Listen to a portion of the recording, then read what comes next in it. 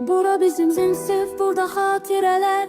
Gözlerde gülüş var, geçmişten izler. Dilşad müellime könlümüzden nur. Her dersi sevgi, her sözü gurur. Biz bir yoldayız, adım adım bu sinifle büyür içimizde gurur. Bura bizim dünyamız, burada hayat var.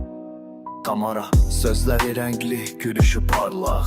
Biraz dəli dolu, ürəyi aydın haqq. Fatimə dərin baxış, səssiz səs. Dostluğu ilə ruhumuza nəfəs. Əli sakit dayanır amma içi isti. Əsli yoldaşlıq onda ürəyi təmizdi. Sevda baxışla danışır sakit, bir melodiya, sözlər az amma ürəkdə harmoniya. Əl nuru düşüncəli, sabit bir dağ. İçində sükut var amma möhkəm ayaq. Gülər gülüşü ilə işıq saçar. Gəldiyi anda sinif oyana qar. Əhmədi Xədicə çalışqan və səbirli. Zəhmət ilə qalxır hər gecə bilikli. Şakir ritmi sevir, zarafatı bol.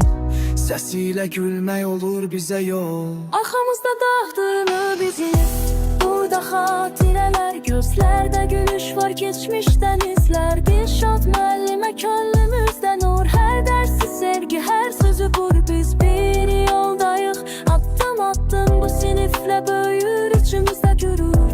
Bura bizim dünyamız, burada hayat var. Cəbrayılova Xədicə, səssiz, zərif daxilində bir dəniz. Sakit, saf, tərif Ayşə, nəzakətlə dolu gözlərdə sükun. Hər davranışı səssiz bir sənət qanun.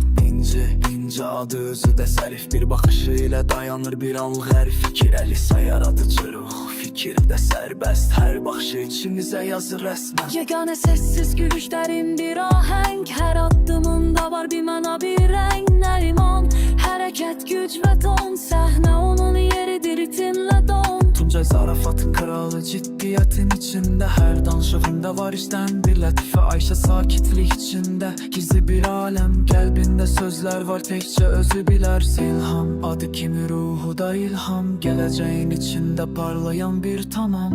Əl yağa kömək etmək onun üçün adət. Yanında sən deməli rahat. Aylin sadeliğin içində parıltı var. Işıq saçan qız bir ulduz qıvraq. Rıza ciddi və səbirli susaraq deyir. Bəzən ən güclü səs səssizliklə gəlir. Aman inadla gülür səmimi halda. Sözlərə ehtiyac yox, baxışında salda. Zilan suskun amma dərinə gedər.